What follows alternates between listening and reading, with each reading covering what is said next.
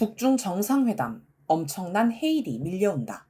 시진핑 중국 국가주석이 8일에서 9일 북한을 방문했습니다.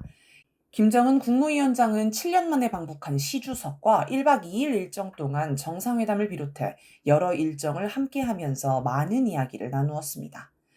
사회주의 국가 간 관계의 본보기로 변색될 수 없는 특수하고 진실하며 공고한 전략적 관계로 강화 발전.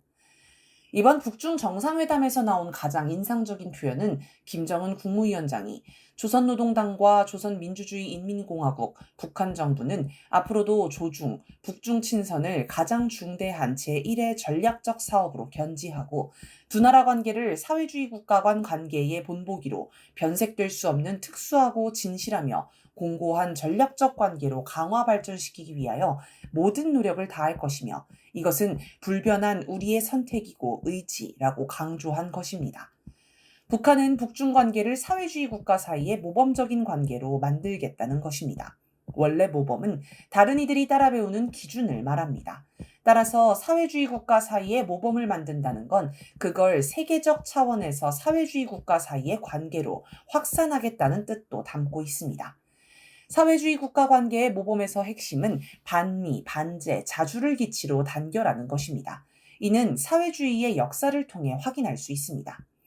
1922년 인류 최초의 사회주의 국가인 소련이 탄생한 후 몽골이 뒤를 이었고 제2차 세계대전 후 동유럽 여러 나라도 사회주의 국가가 되었습니다. 그런데 이들 나라의 관계는 소련을 종주국으로 하는 수직적 관계였습니다. 즉 소련이 주도하고 지휘하면 거기에 다른 나라들이 따르는 식이었습니다. 그러다 보니 소련이 반미 반제 원칙에서 이탈해 변질되자 다른 나라들의 일대 혼란이 발생했고 소련이 결국 사회주의를 포기하고 해체되자 다른 나라들도 사회주의를 포기했습니다. 1949년 중화인민공화국이 수립되면서 소련과 중국의 관계는 사회주의 국가 관계의 중요한 축이 되었습니다.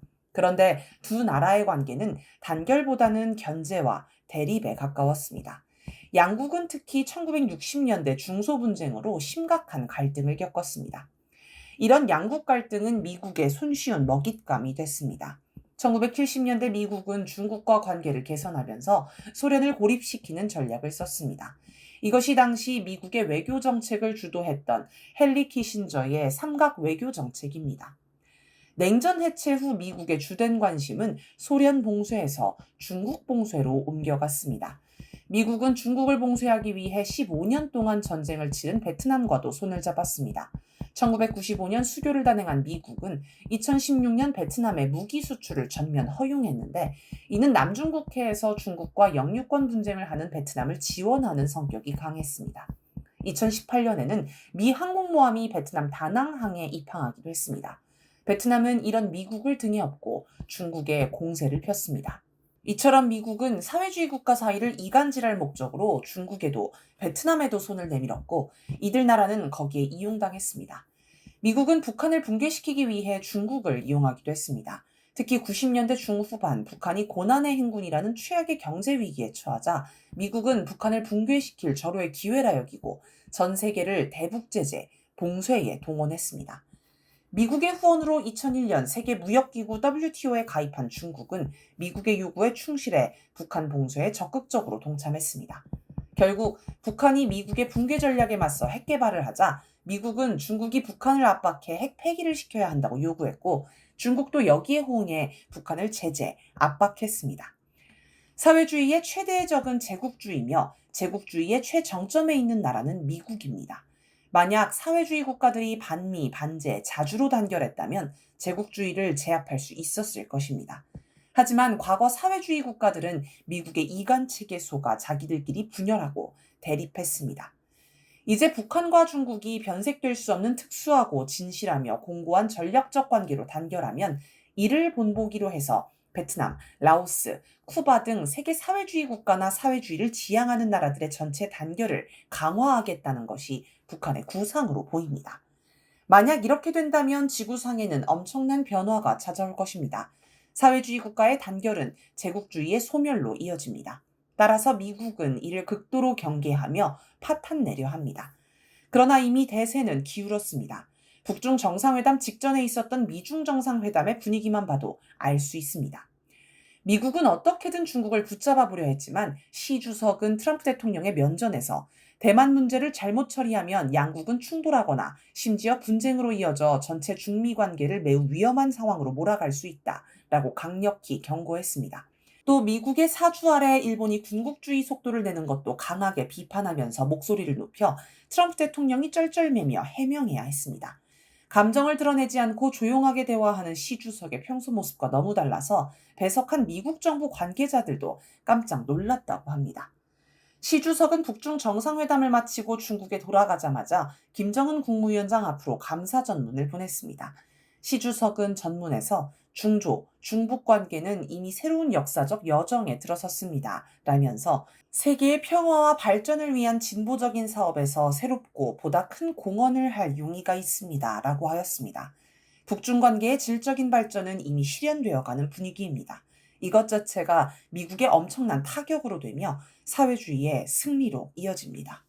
외교, 법, 집행, 군사 분야에서 교류를 강화.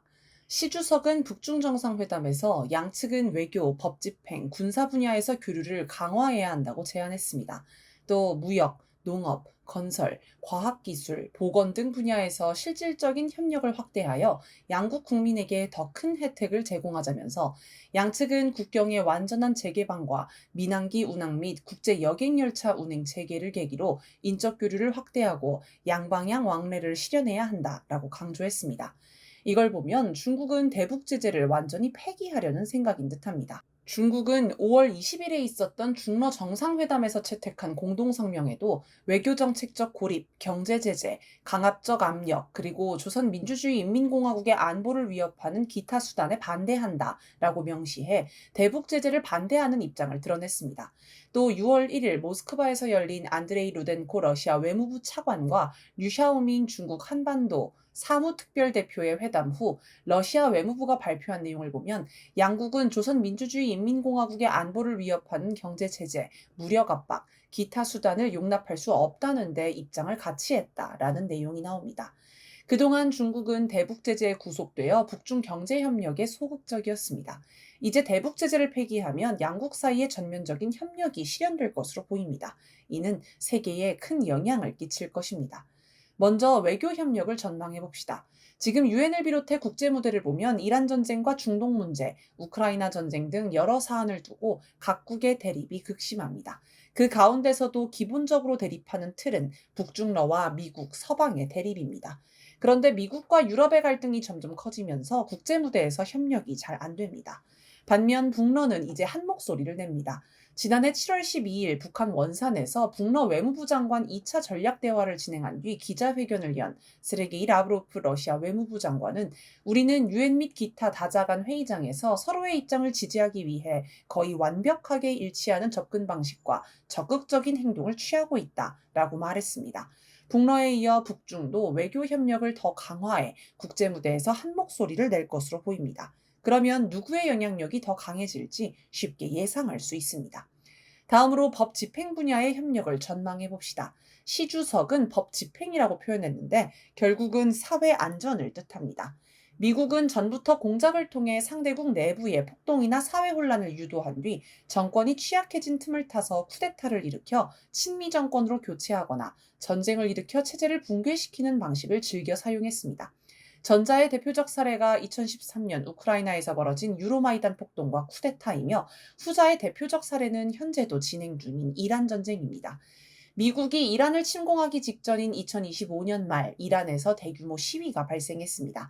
원래는 미국의 경제 제재로 물가가 폭등하자 시장 상인들이 생존권 보장을 요구하며 통상적인 시위를 한 것이었습니다. 그런데 여기에 불순 세력이 개입해 체제 전복을 선동하며 경찰을 공격해 폭동을 유도했습니다. 이 과정에서 폭동 세력이 미국의 스타링크 수신기를 사용하는 등 미국이 배후해서 조종한 증거들이 드러났습니다. 결국 폭동은 실패했지만 이란은 극심한 사회 혼란을 피할 수 없었습니다. 그 후 미국은 이란을 공격했습니다. 미국은 북한, 중국, 러시아를 향해서도 지난 수십 년 동안 사회 혼란을 일으키기 위한 공작에 매달려 왔습니다. 반체제 인사를 지원하거나 소수민족을 부추겨 반란을 유도하거나 인권 보호, 혹은 각종 지원 사업 등의 간판을 건 비정부 기구의 외피를 쓰고 침투해 반정부 활동을 하거나 경제 제재로 민심을 흉흉하게 만드는 것도 이런 일환입니다. 지금까지 이런 공작은 북중러에서 큰 성과를 내지 못했는데 앞으로는 더욱 어려워질 것으로 보입니다. 북중이 법 집행에서 교류 협력을 강화하기로 한 것은 물론 북러 사이에도 이 문제를 다루고 있기 때문입니다. 지난 5월 하순 제1차 국제안전포럼 참석차 러시아를 방문한 리창대 북한 국가정보국장은 세르게이 쇼이구 러시아 국가안보회의 서기와 만나 두 나라의 안전, 정보기관들 사이의 협조를 긴밀히 하는 문제를 논의했다고 합니다. 다음으로 군사 분야 협력을 전망해 봅시다. 이번 북중 정상회담이 주목받은 이유 가운데 하나는 동아시아에서 고조되는 전쟁 위기 때문입니다. 이란 전쟁 다음은 한반도 대만 전쟁이 될 것이라는 전망이 나오는 가운데 최근 북중러는 상당히 긴밀한 논의와 조율된 행동을 이어가고 있습니다. 동아시아 전쟁에서 미국의 대리전을 담당할 일본의 군국주의화를 규탄하는 목소리를 낸다거나 미국 주도의 다국적 연합훈련이 진행되면 이를 견제하는 군사행동을 하는 모습을 보면 알 수 있습니다. 이란 전쟁을 통해 미국의 군사력에 심각한 약점이 있다는 게 드러난 반면 북한과 중국의 군사력은 눈에 띄게 성장하고 있습니다. 북중 군사협력은 미국을 압도하고 대리전쟁에 나설 나라도 기세에 눌려 함부로 움직이지 못하게 할 것으로 보입니다. 종합해보면 미국이 북중러를 향해 전쟁도, 내부 붕괴 책동도, 경제전쟁도 쉽게 벌이지 못하게 될 것입니다. 세계 경제의 판도를 바꿀 북중러 경제협력. 북중러가 장벽을 걷고 본격적인 경제협력을 하면 세계 경제 판도를 완전히 뒤집을 수 있습니다. 일단 우리가 머릿속에 쉽게 그려볼 수 있는 것은 북한의 동서해, 대운하와 북극항로의 연결입니다. 현재 중국은 상하이, 선전 등에서 출발해 동남아 말라카 해협, 수에즈 운하를 거쳐 유럽으로 가는 전통적인 경로를 이용합니다. 그런데 북극항로를 이용하면 소요 시간을 약 절반으로 단축할 수 있고 연료비도 대폭 절감할 수 있습니다.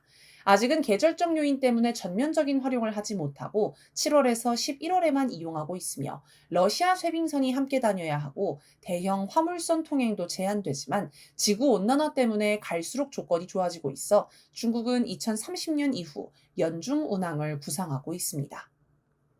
중국에서 미국 등 아메리카 대륙으로 갈 때도 북극항로를 이용할 수 있습니다. 물론 로스앤젤레스 같은 미국 서부 해안을 갈 때는 태평양을 직접 횡단하는 게 최단 경로입니다.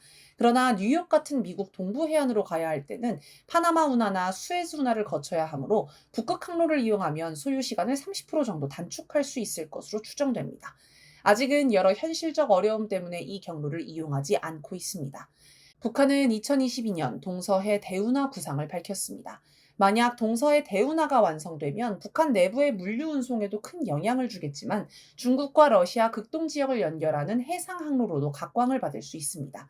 예를 들어 텐진시나 칭다오시에서 블라디보스토크로 가기 위해 한반도를 빙 돌아 대한해협을 건너는 것보다 대동강을 통해 동해로 빠지면 훨씬 시간과 거리를 단축할 수 있습니다. 뉴스핌은 2022년 9월 12일자 보도에서 대운하가 건설되면 다롄 등 중국 항만과 러시아 연해주 지역을 연결하는 경제적인 해상 루트도 마련돼 상당한 외화 획득, 통과비를 기대할 수 있을 것으로 예상된다라고 하였습니다. 따라서 동서의 대운하와 북극항로를 연결하는 새로운 항로도 생각할 수 있습니다. 중국에서 동서해 대운하를 통과하고 러시아 연해주를 거쳐 북극항로로 가는 식입니다. 중국 동북 삼성에서 나오는 물량이 북한 라진항에서 출발해 동서의 대운하를 거쳐 상하이, 동남아, 인도로 가는 길도 있습니다. 중국의 라진항 이용은 중국의 차 항출의 전략에 따라 오래전부터 추진했지만 대북 제재에 막혀 거의 진척이 없었습니다. 이제는 중국이 이런 제약에 얽매이지 않고 적극적인 라진항 이용에 달려들 수 있습니다. 라진항을 통해 북극항로나 아메리카 대륙으로 가는 것도 가능합니다. 좀 더 적극적으로 생각해보면 동서해 대운하가 북중러 경제협력의 중심지로 떠오를 수 있습니다. 대운하를 따라 들어서는 도시들의 중국, 러시아를 연결하는 다양한 시설이 들어설 수 있습니다. 이상현 명지대 건축학부 교수는 2022년 9월 14일 17회 평화와 번영을 위한 제주 포럼에서 두만강을 따라 중국, 러시아, 한국 등이 참여하는 국제연합도시들을 건설하자고 제안했는데 기후 측면에서 볼 때 두만강보다는 대운하를 따라 국제연합도시를 건설하는 게 훨씬 유리합니다. 마찬가지로 러시아 극동지역이나 만주도 겨울이 너무 길고 추워 북중러 경제협력의 중심지가 되기에는 불리합니다. 동서의 대운하를 따라 싱가포르, 홍콩, 상하이 같은 세계 도시가 들어선다면 이곳이 세계의 중심지가 될 수도 있습니다. 이렇게 되면 부산을 북극 항로의 기점으로 만들어 싱가포르처럼 만들려는 구상은 축소될 수밖에 없습니다. 북중러 경제협력과 관련해 또 생각할 수 있는 건 석유, 천연가스, 지하자원 협력입니다. 석유와 천연가스는 매장량, 생산량에서 러시아가 1, 2위를 다투는 수준이고 중국은 히토류 매장량과 생산량 모두 1위입니다. 북한도 지하자원 부국으로 알려져 있습니다. 막대한 자원이 첨단 기술, 거대한 제조업 생산력과 만나면 폭발적인 경제 효과를 낼 수 있습니다. 북중러의 첨단 기술, 군사 기술과 산업 능력은 세계 최고 수준입니다. 이들이 무제한 협력을 하면 어느 정도의 파급력을 낼지 상상하기도 어렵습니다. 세계사적 대격변 앞에 선 우리의 선택은 미국 중심의 일극 체제가 무너지고 다극화 시대가 열린다는 이야기는 오래전부터 나왔습니다. 하지만 지금 우리 앞에 펼쳐지는 엄청난 세계사적 대격변은 다극화와는 또 다른 더 크고 깊은 변화입니다. 여기서 우리가 어떤 선택을 하느냐에 따라 우리가 살아남을 것인지 아니면 미국과 유럽처럼 생명력이 꺼져가는 신세가 될지 갈림길에 서 있습니다. 그런데 지난 9일부터 18일까지 일정으로 유럽을 방문 중인 이재명 대통령을 보면 굉장히 우려가 됩니다. 10일 유럽연합 정상들과 함께 발표한 공동성명을 보면 북한을 향해 조속히 핵 확산 금지 조약 NPT상 비핵 보유국으로서의 의무와 국제원자력기구 IAEA 포괄적 안전조치 협정을 완전히 준수하라고 요구했습니다. NPT를 탈퇴한 나라를 향해 NPT 의무를 지키라고 하는 억지 요구를 한 것입니다. 나아가 북한은 NPT상 핵 보유국으로 절대 인정되지 않을 것이라고 하고 북한 인권 상황의 실질적 개선이 필수적이라고 하는 등 북중러의 한가운데에 있는 북한에 매우 적대적인 목소리를 냈습니다. 또 러시아의 우크라이나 침략 전쟁을 규탄하고 러시아 북한 간 불법적인 군사 협력을 강력히 규탄하는 등 북한뿐 아니라 러시아를 공격하는 내용도 담았습니다.